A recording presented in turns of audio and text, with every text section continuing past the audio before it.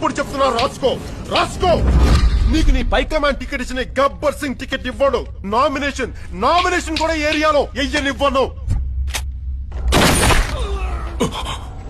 ఈ పిచ్చాషల్లో వేయద్దంటున్నా. మాట్లాడుతున్నాను కదా ఇక్కడ. చావడానికి కూడా కంగారంటారా మీకు? నీ బలుపు ఆవేశం మడిచి మనసులో పెట్టుకో. బయటికి రానీకు. నువ్వు టికెట్ ఇవ్వడం ఏంట్రా? అలా చెప్పుతున్నావు ఏంట్రా? తిక్క నీకు. అవునరా, నాకు కొంచెం దిక్కుంది, కానీ దానికి లెక్క ఉంది. ఆ దిక్కేంటో చూపిస్తా. అందరి లెక్కలు తేలుస్తా. ఎందుకురా ఈ గబ్బర్ సింగ్ గాని గెలికాను నువ్వు అనుకోకపోతే, అలా నీతో అనిపించకపోతే నేనేంటో వాళ్ళకి తెలుసు. అప్పుడే అయిపోయింది అనుకోకు. ఇప్పుడే మొదలయ్యింది.